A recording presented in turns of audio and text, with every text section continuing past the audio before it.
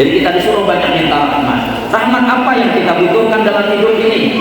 Kata ulama, ada 6 rahmat yang kita butuhkan. Kalau kita dapat 6 ini, maka kita mendapatkan rahmat yang sempurna dari Allah Subhanahu wa Ta'ala.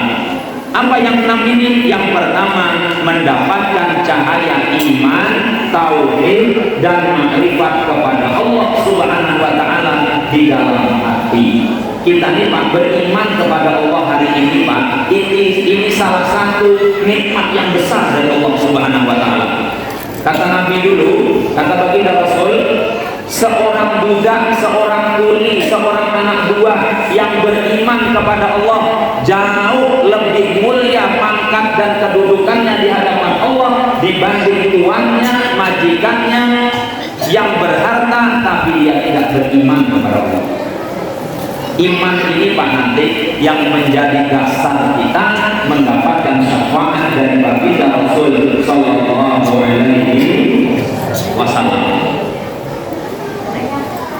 Kita beriman Pak. Jadi kalau hari ini kalau kita lihat Pak, ini di HP itu jumlah penduduk bumi Pak, bumi semuanya itu sekitar 8,2 miliar orang. Banyak ya. Ternyata penduduk muslim di dunia itu, orang Islam itu sekitar 2,2 miliar. Tidak ada separuh. Itu mahalnya. Insya Allah termasuk dari 2,2 miliar itu kita yang hadir ini masuk dari dia. Tidak banyak. Kita beriman kepada Allah Subhanahu wa Ta'ala. Ini adalah nikmat yang besar. Yang kedua, mendapatkan kemudahan dalam menjalani ketaatan dan ibadah dan pengabdian kepada Allah dengan anggota tubuh kita. Kalau kita dapat kemudahan melakukan ketaatan, itu tanda kita dapat rahmat Allah. Kita ini kan tahu teori Pak, teori tahu datang ke masjid, sembahyang ke masjid, begini pahalanya, sembahyang jamaah, begini pahalanya, sedekah ini pahalanya. Tapi prakteknya sulit prakteknya. Kira-kira kalau sembahyang banyak di rumah kah, banyak di masjid ya? Gimana? Nah itu kalau kita dapat kemudahan menjalankan ketaatan itu tanda kita dapat rahmat Allah. Yang ketiga, mendapatkan kemudahan dalam menjalani kehidupan di dunia ini, baik urusan kesehatan, urusan keamanan, urusan ekonomi dan lain sebagainya. Dapat kemudahan kita Pak, berarti dapat rahmat Allah. Orang musim sakit, ada yang kolesterol, ada yang tensi, ada yang gula darah, macam-macam. Kita sehat, dapat rahmat dari Allah Subhanahu wa Ta'ala. Apalagi kalau beberapa tahun yang lalu, 2 tahun yang lalu, itu kan orang musim corona. Orang kena corona, kita tak kena corona. Ada yang kena corona badannya. Orang musim corona, kita tidak kena corona. Sudahlah tak kena corona, dapat bantuan pula dari corona. Nah, kan? Ya, Pak? Ada yang dapat bantuan corona kan? Ada? Nah, dapat uang 300, dapat sembako. Pernah kami Pak dulu mengantarkan, waktu kami tugas di Lembuleng, mengantarkan bantuan corona kepada ibu-ibu janda, ibunya kemarin itu agak tua. Assalamualaikum, waalaikumsalam. Bu, kami dari petugas ini mengantarkan bantuan corona nih Bu, untuk ibu, 1 bulannya 300.000. Apa kata ibu itu Pak? Masya Allah, terima kasih corona. Baik sekali corona ini, mudah-mudahan corona panjang umur. Lama kita Pak dengan COVID 2 tahun lebih karena doa ibu janda doa. Nah, itu yang ketiga. Yang keempat, mendapatkan kemudahan ketika menjalani sakaratul maut. Ini semua pasti kita akan menghadapi sakaratul maut. Cuma masalahnya macam mana kondisinya tak tahu. Makanya diantara supaya kita diberi kemudahan ketika menjalani sakaratul maut, kata ulama, jangan tinggalkan menuntut ilmu dan datang ke majelis ilmu. Nah, itu jangan tinggalkan. Allah beri kemudahan ketika sakaratul maut. Yang kelima, mendapatkan kemudahan ketika menjawab pertanyaan di malaikat di dalam kubur. Kita alami nanti Pak. Cuma masalahnya dapat atau tidak kita jawab. Nah, yang keenam, mendapatkan kemudahan ketika dihisab dan nanti dimasukkan ke dalam surga, berjumpa dengan Allah Subhanahu wa taala. Dapat 66 ini berarti kita mendapatkan rahmat yang sempurna dari Allah Subhanahu wa taala. Cuma bagaimana caranya supaya kita dapat rahmat Allah Subhanahu wa taala? Bagaimana caranya supaya kita dapat rahmat dari Allah Subhanahu wa taala? Dalam kitab itu disebutkan ada 3 cara supaya kita dapat rahmat Allah. Mungkin tidak disebutkan ketiga-tiganya, salah satu di antaranya. Kalau mau kita dapat rahmat dari Allah Subhanahu wa taala, sering-seringlah kita untuk mendatangi orang-orang yang dirahmati oleh Allah Subhanahu wa taala. Siapa orang-orang yang dirahmati oleh Allah Subhanahu wa taala? Para guru-guru kita, para ulama, para wali-wali Allah, para orang-orang soleh. Itu adalah orang-orang yang dirahmati oleh Allah Subhanahu wa taala. Siapa orang-orang soleh itu? Kata ulama, kata Al-Habib Muhammad Al-Habsyi, ada 2. Yang pertama, orang itu berakal, jelas berakal, tidak gila. Cuma maksudnya akalnya itu mampu mengendalikan hawa nafsunya. Ini Pak. Cuma kan kita kadang-kadang banyak berakal, tapi akalnya yang dikendalikan hawa nafsu. Bukan hawa nafsunya yang dikendalikan oleh akalnya. Yang kedua, dia berilmu dan mengamalkan ilmunya. Jadi kita nih Bapak Ibu, selama kita masih mau mendatangi orang-orang soleh, orang-orang yang dirahmati oleh Allah, insya Allah kita akan dapat rahmat dari Allah Subhanahu wa taala. Dulu pernah diceritakan ada sepasang suami istri, orangnya soleh, punya anaknya gadis. Anak gadisnya ini ada 4 orang. 4 orang anak gadis. 4 orang anak gadisnya ini belum dapat jodoh Pak. Belum dapat jodoh, belum menikah, belum kawin. Singkat cerita berunding suami istri, Bang, macam mana nih Bang? Anak kita ini sudah gadis semua tapi belum dapat jodoh. Kata suaminya, belum ada yang melamar, macam mana? Ada tak cara kira-kira supaya anak kita ini cepat dapat jodoh? Jadi kata istrinya, Pak, coba Bapak besok datang ke kampung sebelah. Di kampung sebelah itu ada tuan guru, ada orang soleh. Coba datang ke sana, minta pendapat, minta nasihat supaya anak kita cepat dapat jodoh. Besok berangkat datang ke tempat orang soleh tadi, silaturahmi, kemudian menyampaikan hajatnya. Tuan guru, saya punya hajat, saya punya anak di rumah, anak saya belum menikah, belum dapat jodoh. Bagaimana caranya supaya anak saya cepat dapat jodoh? Lalu kata tuan guru tadi, nanti dulu saya mau istikharah dulu, minta petunjuk kepada Allah. Akhirnya sholat istikharah. Selesai istikharah, keluar tuan guru tadi. Macam mana tuan guru? Apa sarannya? Apa amalannya? Jadi kata tuan guru tadi, nanti balik ke rumah. Sudah balik ke rumah, apa kata tuan guru tadi? Balik ke rumah, nanti bakar rumah. Suruh bakar rumah. Pening Bapak dari rumah satu-satunya pula suruh bakar pula. Tapi ini perintah orang alim, macam mana nih? Akhirnya ialah terima kasih balik sampai rumah, cerita dengan istrinya. Macam mana Pak? Sudah dapat? Sudah Bu. Apa sudah betul? Kata tuan guru itu kita disuruh bakar rumah. Aduh ya. Tapi udah lama kita tawakal kalau Allah ya. Kita tawakal kepada Allah. Jalankan perintah orang alim itu orang dulu Pak.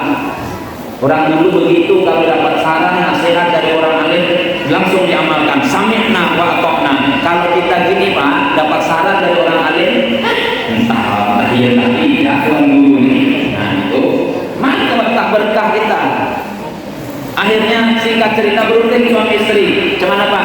Udah bakar-bakarlah malamnya. Akhirnya malam habis kisah dibakar rumah. Hidup api itu menyala. Tak lama kemudian membesar api itu. Setelah membesar api itu, ribut orang sekampung, rumah Pak itu terbakar. Ayo kita datang, bawa ember, ada yang bawa ember, ada yang bawa macam-macam. Ada yang bawa selang mesin teman. Ada yang bawa selang mesin. Akhirnya kebakar Pak, membesar api itu, anaknya keluar. Satu-satu anaknya keluar anak gadisnya yang pertama. Ketika anak gadisnya yang pertama keluar, tak lama kemudian datanglah seorang pemuda membawa embernya belum diisi air. Nah, ikut memadamkan api. Tanya dengan bapak tadi, malu rumahnya jauh kan? Apa bapak gadis itu? Tanya pemuda tadi, Pak ini siapa Pak? Ini anak gadis saya yang nomor 1. Sudah kawin? Belum, kata bapak itu. Ini Pak nanti saya aja Pak yang kawinnya anak bapak yang nomor 1 ini. Nah, kalau ini rumah bapak terbakar, jangan khawatir, nanti saya bangunkan lagi rumah bapak ini. Nah, kan dapat jodoh langsung ada yang bangun. Kata bapak tadi kan teman-teman, luar biasa, untuk rumah dibakar. Nah, singkat cerita, gak lama kemudian keluar anak gadis yang nomor 2. Datang lagi seorang pemuda bawa ember nak madamkan api. Nengok gadis tadi, berhenti nak madamkan api. Pak, ini siapa Pak? Ini anak gadis saya yang nomor 2. Sudah kawin? Belum. Oh, kalau begitu Pak, saya aja Pak yang kawinnya anak Bapak nomor 2 ini. Ini nanti kalau kawan saya janji nak bangunkan rumah, saya nanti Pak yang akan mengisi perabotan ini, lemari, kulkas, mesin cuci, kompor gas, semua saya belikan nanti. Iya, tahu apa dari Allah. Nah, singkat cerita Pak, dah selesai. Keluar lagi anak gadisnya nomor 3, datang lagi seorang pemuda, tanya lagi, ini anak gadis anak siapa ya Pak? Anak gadis saya nomor 3, sudah kawin? Belum. Saya aja Pak yang kawinnya anak bapak nomor 3 nih Pak. Nanti bapak akan saya bangunkan sarang walet 1. Saya belikan kebun sawit 3 hektar. Nah, dapat pula Pak bonus. Tak lama keluar anak gadisnya yang paling bungsu nomor 4. Tak lama kemudian datang lagi seorang pemuda. Ini siapa nih Pak? Ini anak gadis saya nomor 4. Sudah kawin Pak? Belum. Nanti Pak saya itu ngawinnya anak bapak nih. Nanti bapak sekeluarga suami istri akan saya berangkatkan umroh. Kita berangkat sama-sama. Selesai salat. Bu, Pak, ada anak gadis di rumah belum kawin? Ada anak gadis di rumah belum kawin? Nah, nanti balik ke rumah. Jangan bakar rumah. Tanya kepada orang soleh, jangan bakar rumah. Nah, saya tak nyuruh bakar rumah. Nah, ada manfaatnya selama kita masih mau mendatangi orang-orang yang dirahmati oleh Allah. Tak ada ruginya Pak, insya Allah. Makanya kalau kita lihat di Kalimantan, mohon maaf, itu Pak, bos batu bara, bos berlian, segala macam itu, mereka rata-rata punya kedekatan khusus kepada orang-orang alim, kepada tuan-tuan guru yang ada di sana. Maka hidupnya berkah. Mau tanya masalah ini, tanya ke sini. Sudah dekat, enak. Kalau bisa, dalam kitab itu disebutkan kita dekat dengan orang yang dirahmati oleh Allah. Kalau bisa nama kita ini Pak usahakan ada di hati orang yang dirahmati oleh Allah Subhanahu wa Ta'ala. Bagaimana caranya? Terserah, mau ketika kita datang tuh atau kita ada sesuatu yang membuat kita selalu diingat oleh orang-orang yang dirahmati oleh Allah. Berapa ini? Sampai yang berapa kita itu? Nah, satu lagi lah, supaya kita senantiasa mau mendekati orang-orang yang dirahmati oleh Allah. Jadi tidak ada ruginya. Jadi dulu pernah diceritakan, ini orang kampung, cuma kebun daerah hilir mana? Dari daerah hilir. Kalau daerah hilir itu kan kalau mau ke Tembilahan, paling-paling ke Tembilahan. Kalau ke Tembilahan itu naik boat, speedboat. Pernah naik speedboat kan? Naik speedboat itu kan Bu, rumusnya gini, siapa yang duluan naik itu terserah lah. mau duduk di depan, mau duduk di tengah, mau duduk di belakang, atau duduk di atas, silahkan. Kalau nggak cepat sampai, duduk di depan. Duduk sampai. Singkat cerita, orang yang punya keluarganya di Jakarta dapat undangan pengantin, harus berangkat naik pesawat. Singkat cerita, sampai ke bandara dapat pengumuman kepada penumpang tujuan Jakarta agar memasuki pesawat lewat pintu ini, masuk ke dalam pesawat.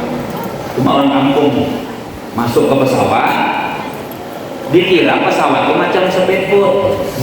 Kan pesawat itu kalau di depan dia macam-macam kelasnya Pak. Kalau di depan VVIP, very very important person, itu tempatnya macam sofa itu.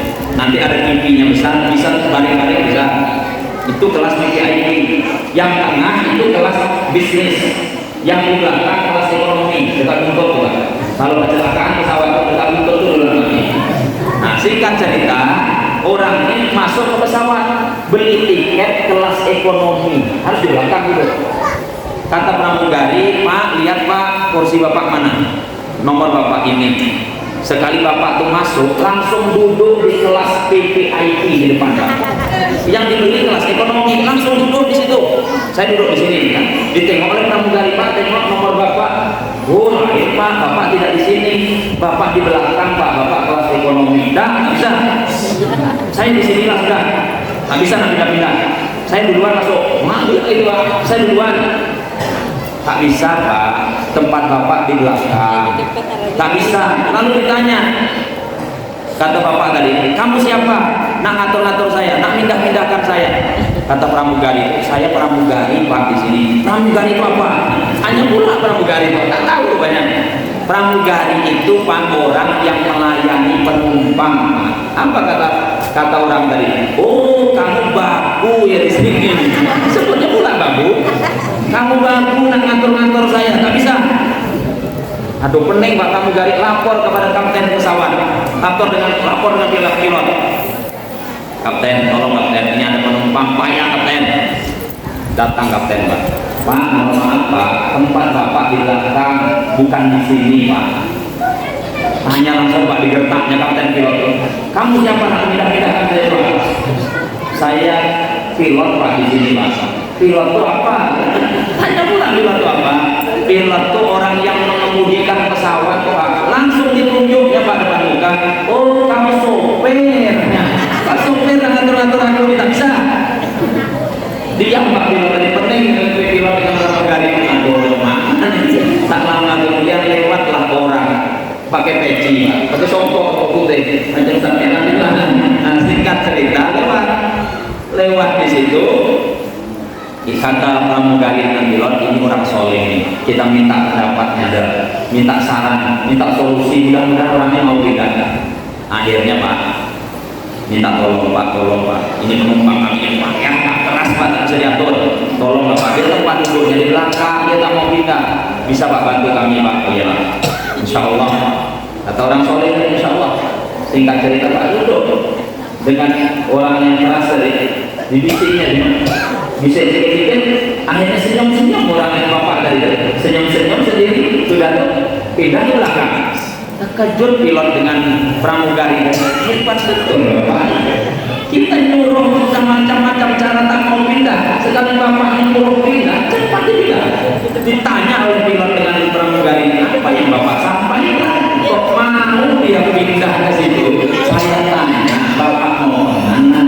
Dia bilang saya mau ke Jakarta. Bapak kalau mau ke Jakarta jangan duduk di depan, nanti Bapak sampai ke Kalimantan. Nah, kalau Bapak Jakarta duduk di belakang. Akhirnya pindah Bapak itu karena takut sampai ke Kalimantan. Jadi tidak rugi kalau kita mau datang kepada orang soleh, orang yang dirahmati oleh Allah. Insya Allah kita dapat rahmat dari Allah Subhanahu wa Ta'ala. Yang kedua, yang ketiga, insya Allah bila waktu dan kesempatan. Mudah-mudahan ada manfaatnya. Terima kasih atas segala perhatian. Mohon maaf atas segala kekurangan. Bila itu